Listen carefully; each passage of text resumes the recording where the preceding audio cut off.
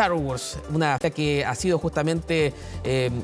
hablada por sus seguidores, una serie que tiene fanáticos en todo el mundo, y para conocer más sobre ello estamos ya en contacto con el crítico de cine Joel Poblete. ¿Cómo te va, Joel? Un gusto de saludarte. Buenas tardes.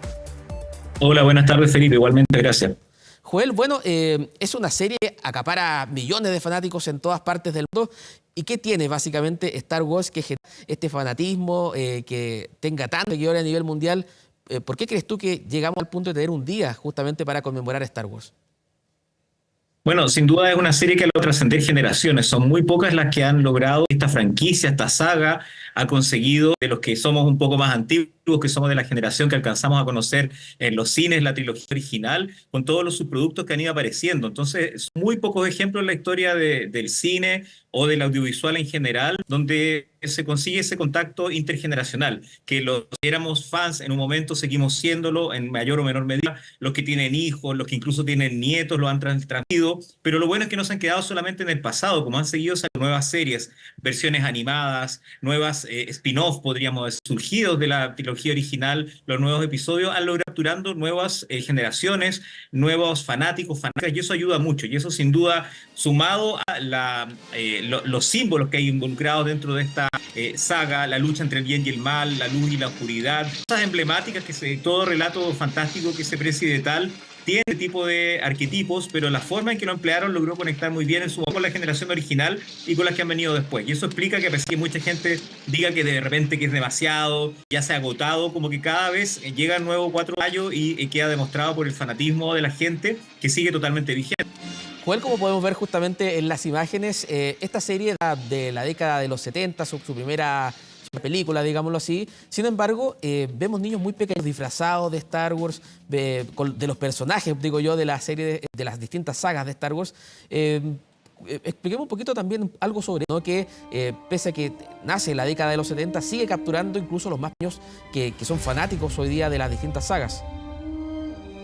Totalmente, justamente como decía antes, eso tiene gente que estuvo en la trilogía, viendo la trilogía original y que fue fan cuando eran niños o adolescentes, una vez que ya pasaban a ser papás, abuelos, tíos, padrinos, fueron transmitiéndolo a las nuevas generaciones, y que no solamente se queda en un culto algo del pasado, sino que justamente como van surgiendo nuevos personajes, nuevos exponentes, nuevos derivados de spin-off, justamente se van agregando nuevas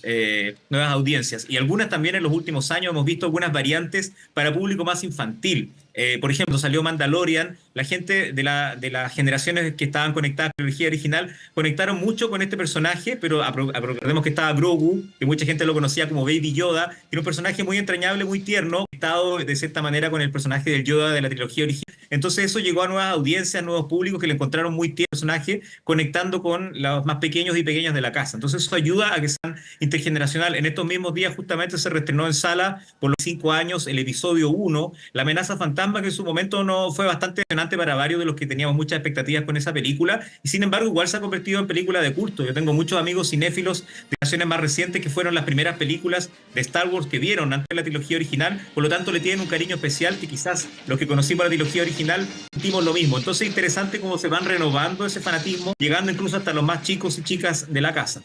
Joel, ¿y por qué se elige esta fecha de 4 de mayo para conmemorar a Star Wars? Porque claro, hay distintos eventos para conmemorar este día acá en Chile, pero también en diversos países de América Latina. Pero ¿cuál es el motivo finalmente para llegar a este 4 de mayo?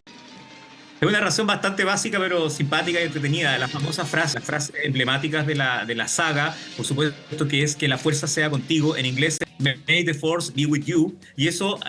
hay un juego genético, May the Force, que se puede ser, que sea la fuerza, pero también se puede interpretar como el 4 de mayo. En inglés, traduciéndolo al español, sería el 4 de mayo. Por lo tanto, se instauró de manera primero extraoficial, y después hasta los mismos responsables de toda la franquicia, en este caso Disney, los que han pasado a tener como el dueño de todo lo que corresponde a Star Wars, lo han asumido como la fecha de celebración original y oficial. Por lo tanto, algo que surgió de manera casi como una humorada, como un chiste, se ha transformado en el día oficial de Star Wars, que se conmemora ya no solamente en Estados Unidos, de donde surgió, sino que en todo el mundo, incluyendo, como tú decías, Chile, donde hay hartas actividades en esto, sumado a lo que ya comentaba antes, que se reestrenó a 25 años de su premiere original, La amenaza fantasma, que mucha gente que yo conozco la vio en formato casero, no la ha visto en el cine. Por lo tanto, es una oportunidad de ver esa película que también se convirtió en icónica en pantalla grande. Joel, y si hablamos de la relevancia de Star Wars en la historia del cine, por las tramas, por el rol de los personajes, por el aporte que hace también a la cultura pop, desde una óptica histórica en términos de la historia del cine, ¿cómo ves tú justamente el arte de Star Wars? Es una película muy importante porque, como decía, a pesar de que no inventó la rueda o no inventó la pólvora, porque varios de los elementos narrativos que tiene, argumentales, beben de otras fuentes, desde el cine de clase como Akira Kurosawa, mitos literarios, pero la forma en que mezcló esto George Lucas originalmente en la primera película y en las dos que la sucedieron, la primera trilogía, le dio un toque fresco, renovado a esta clásica historia del bien contra el mal, al hacer ocurrir justamente en una galaxia muy lejana, como decía la frase original, y hace que la gente conecte mucho con esta película. Y hay que recordar también que llega en un momento en que Hollywood se estaba reinventando, la década de los 70 son años en que directores como Francis Ford Coppola, Steven Spielberg, el mismo George Lucas, estaban revitalizando el cine que se hacía en Hollywood, y dentro de eso, varios de los conceptos que tenemos asociados con este tipo de cine, los blockbusters, los grandes espectáculos que se pusieron de moda en los años 80, películas muy mastodónticas, de grandes presupuestos, con mucho efecto especial, una de las precursoras fue justamente Star Wars. Entonces, gran parte de lo que para bien o para mal se ha convertido en el cine, en la época contemporánea, donde estamos acostumbrados a este tipo de cine, en esa época no era lo habitual, por lo tanto, un tipo de películas que se convirtieron en norma y por lo tanto es un precedente. Sigue siendo un clásico, está llena de personajes, de frases, de momentos icónicos. No todas las películas en el cine pueden jactarse de lo mismo. Hay una consultora internacional que se llama Delex que detecta que 1 de cada 4 compras que realizan los chilenos en el extranjero, compras de juguetes en plataformas como Amazon, como eBay, son justamente de figuritas de Star Wars. Eso también revela cómo penetró también esta película y todas sus sagas también en la cultura de los chilenos, ¿no?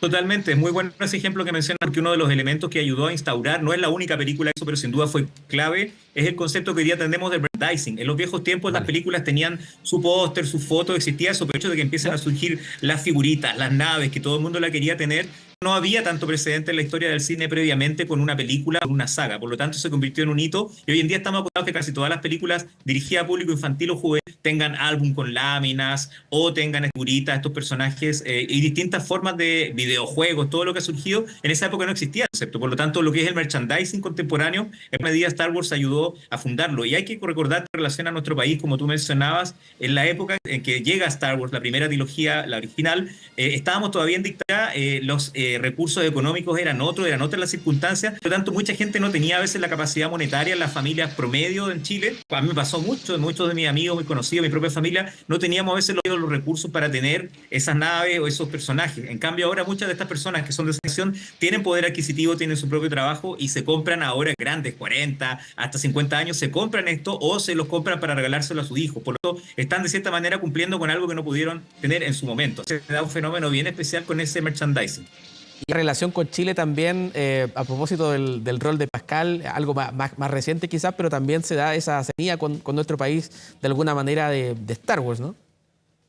Totalmente, lo que ha significado Mandalorian y lo que se ha convertido Pedro Pascal, que obviamente está en un momento imparable de su carrera, cada cierto tiempo anunciado nuevos elencos en producciones prestigiosas con grandes directores, pero sin duda, a pesar de que había estado en Game of Thrones, que había dado mucho que hablar, fue de Mandalorian donde él terminó de cimentar, por ser justamente el alcance que tiene cualquier producción relacionada con Star Wars. Había mucha expectativa con esa serie y aunque Pedro Pascal solamente sacaba el casco en una oportunidad en particular y el resto del tiempo estaba cubierto, el hecho de que él fuera quien estaba encarnando eso, sin duda fue como un gran puntapié a lo que ha terminado siendo su carrera, un impulso, y él llevaba varios años, pero justamente fue el personaje que lo ayudó a consagrarse. Y ahí siempre está la conexión y la relevancia que hay claramente en los fans, los y las fans en Chile, que ha demostrado, porque hay algún evento tipo Comic Con, cualquier cosa que se hace, y hay alguna figura de la saga original o alguna de las películas posteriores, se llena, hay filas esperando para que los autógrafos, sacarse fotos, así que claramente el arrastre se sigue transmitiendo, como decíamos originalmente, de generación en generación, y todo indica, ya que se vienen nuevas producciones de Star Wars en el canal de Disney Plus y en distintos formatos, todo indica que esto tiene para rato, o sea, si ya ha durado, como tú decías antes, de la década de los 80 en adelante, ya llevamos más de 4 décadas y totalmente vigente, parece que hay para rato con Star Wars. Joel Poblete, crítico de cine, muchas gracias por conversar con nosotros en el canal 24 Horas respecto entonces a este Star Wars que se conmemora este 4 de mayo. Muchas gracias. A ustedes. Chao, Felipe. Y nosotros nos vamos a una pausa comercial, volvemos con más